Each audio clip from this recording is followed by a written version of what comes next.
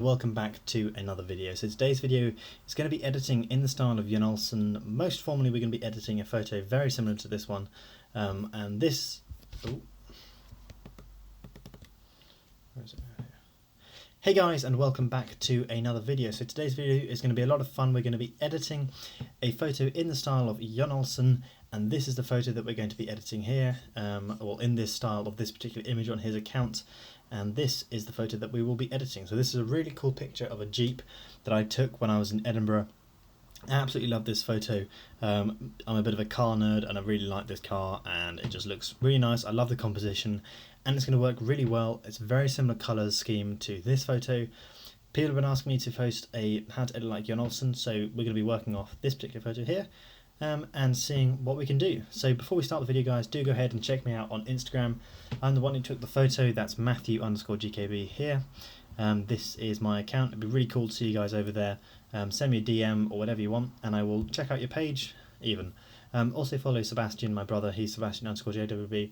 He also posts on YouTube and on Instagram, and it'll be really cool to see you guys engaging over on Instagram as well as on YouTube. So without any further ado, guys, let's jump straight into editing this photo.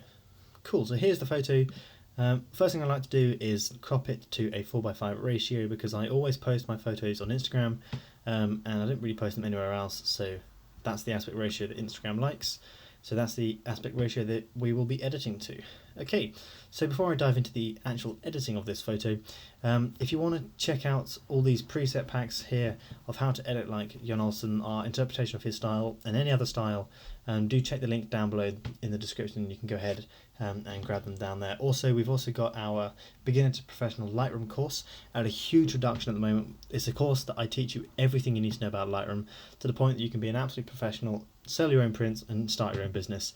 Honestly, the amount of success we've had for some people that have been in that course has been absolutely phenomenal, and I'd love to see more of you guys over there, so that'd be really cool. It's just the top link down below in the description.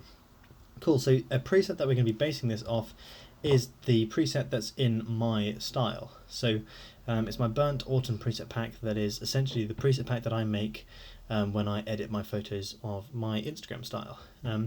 So we're going to be going through these and finding the one that really gives us a close representation of the look that we're going for. Sometimes it's nice to work off a preset when you're essentially trying to gain a certain look. So for example, this is my Crushed Leaf preset. This is one that I probably use most commonly, and as you can see, it works really well on this photo. So much clarity, so much contrast, and is in quite a lot of ways very similar to Jon Olsson's photo here as well. So we can be basing it off this. Let's just go through. Sometimes Glowing Ember works quite well. It's kind of more black. This one, see, pretty cool. Lava, Magma, Smolder, Spark, and Warm Forest.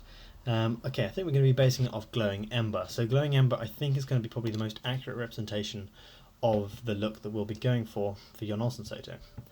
Cool, so what we're going to be doing, guys, is essentially aiming for this look. So first thing I want to do is I'm going to reset all of this. I'm probably going to have to put my crop back, which is a bit annoying. So let's put that to 4:5.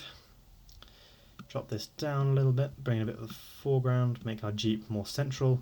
Click done. Okay, so the first thing that we need to do is analyse Jon Olsson's photo. So the first thing is he's got a bunch of clarity and contrast in his photo, and he's essentially chosen one colour to really pop, and the rest is pretty monochrome. So he's got the black and the whites and the greys, and he's made his trees at the back here bright orange, which really works very well with the black and the white. Huge amounts of contrast, and he's also desaturated his sky. So that's what we're going to be trying to do. We've got our blacks and our whites, and we've also got this orange foreground leaf that was lying on the floor. That will work really well with the photo. So first things first is let's go to our basics panel and adjust a few things. So I like going to our highlight shadows, whites and blacks. First thing, I'll bring down my highlights because we've got a little bit too many going on in this photo. It's a little bit too bright.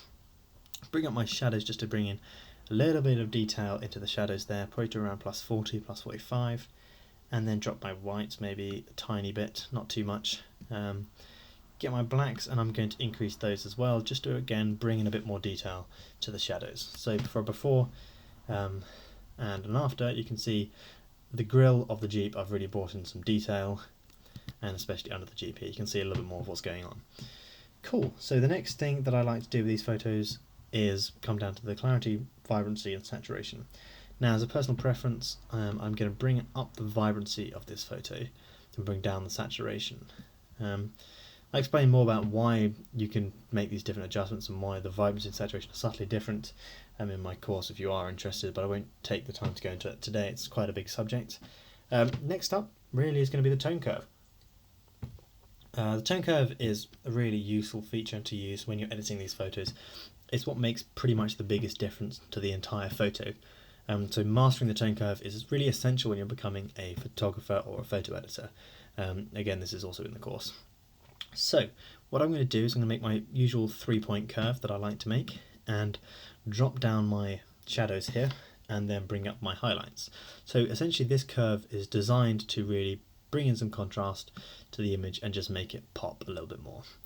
So essentially what we're doing is we're trying to go for this contrasted look here that he's got with these really bright whites and these nice reflections on his vehicle that we have also got that we're going to really use to our advantage. Cool, so now that's done, we're really going to come down to our HSL sliders and our split toning and even camera calibration and have a play around to see what we can do. Cool, so what I am actually going to do before we go any further is bring in some clarity to the image, because Jon Olsson has a lot of clarity in that image, I think, just to make it a little bit more sharp. Cool, right, what I like to do for these, when we're going for this black and orange kind of look that I've got with my theme, what I like to do is come down to my camera calibration because it really helps speed up the process. So put my blue primary a tiny bit to make this a little bit more orange and then come up to our HSL sliders. So first things first, I'm going to try and get our oranges right and then desaturate everything else, just to kind of really go for that orange and black look. And after, essentially what you can see is we've really kind of added some saturation to the image. And the leaf has gone from a washed out red to more of a vibrant orange, and at the same time so is the bricks. Next up is the split toning. Now I love doing split toning with these types of images, it just makes the whole image just really pop and bring away some of that yellow that we've got in the brickwork. Cool, so we're really getting there with the look that I want to go for this image. I'm just going to come up and adjust my whites here. I'm going to take my whites down and maybe bring my highlights back up, push in a bit more clarity just to make the Jeep really pop and really stand out from the background. Have a go with our white balance actually, just to see if we can really adjust how the image looks, the white balance. I personally like the look with the blue, but this really adds into the colour of the leaf, so go bright orange. But we'll sort that out in a minute, so don't worry too much. Cool. Next up is sharpening and noise reduction. So let's go onto Jon Olsson's photo here. The whole image is very, very sharp, apart from the background which is blurred, but that's just because of the camera, the focal length. So we're going to sharpen the image up just a tiny bit. We don't want to sharpen up too much. And then we're going to add in a little bit of noise reduction because, as you can see here, we've got a little bit of unwanted grain to the image. This is just going to help soften the entire image and make it look really nice and smooth. Cool, so that's pretty much everything done in that aspect. The only thing is I think this leaf is looking a bit green, so I'm going to have a bit of a play around with the red primary here because, yeah, there we go. That's going to take away a bit of the green. And I'm going to take the saturation down on the green primary bit. Cool, there we go. So now what that's done is essentially taken out that bit of green that we had sitting around the leaf and the building. So that's pretty much good enough, I think, for a before and after. Very, very subtle colour grade, but it's really made quite a big difference to how the Jeep stands out from the background. What we can do is, if you want, this is up to you, personal preference, so we can get the brush tool, increase the size of the brush tool, and grab our saturation and bring that down quite a bit. Make sure our density is fairly high, and then also bring up our flow as well. And then we're just going to brush over the brickwork to essentially just remove a bit of that orange yellowy tinge that has been added to it when we adjusted our camera calibration down the bottom. Now I've got my exposure up a little bit here, so I'm just going to drop that back to 0 and decrease the saturation a little bit more. And then just keep brushing over and see how much of an effect this makes to the image to see if we prefer it or not. So what you can do is when you're brushing this over, you can click select show selected mask overlay, which is essentially just going to show you where you've been rubbing out or applying your brush tool. which is pretty useful when it comes to these things because it's quite difficult to see or remember where you've been. So just cover the whole thing until essentially the entire section that you want to be desaturated is orange. We're going to brush this bit on the car as well here because it's reflecting that difference I made to the image, and boom, there you go. It's really taken away that orange, that yellow from the background and made our eyes kind of really focus on the Jeep and have this nice flare of colour in the foreground. If anything, what I think I would do overall now is come back to my basics panel and actually drop my exposure a little bit. That with our crushed leaf or our glowing ember preset pack, or preset that you can get when you download it if you want to. So let's apply the crushed leaf one. Crushed leaf is quite cool. It just really adds in this metallic stark effect. Glowing ember might work better. Fire, if you are interested guys, fire is really the one that's going to bring out that bright orange that I was talking about.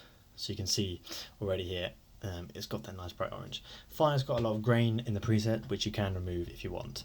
So let's undo these. Sorry, I'm losing my voice a little bit here guys. Undo those presets and show you the final color grade, which I think I can't do. So for some reason it won't remove that final preset pack, which is slightly frustrating, but that's the end of the video guys. I'm sure you guys get the idea on how to edit like Jon Olsson. Oh, there we go, it brought it back. Okay, cool. So this is the final end of the video guys. I really hope you enjoyed it. If you did, do go ahead and give it a thumbs up, comment down below. Of course, check us out on Instagram, and if you do want to, follow us, and of course check out the Lightroom course down below as well. We'd love to see some of you guys on that. So thanks for watching guys. I'll see you guys in the next video.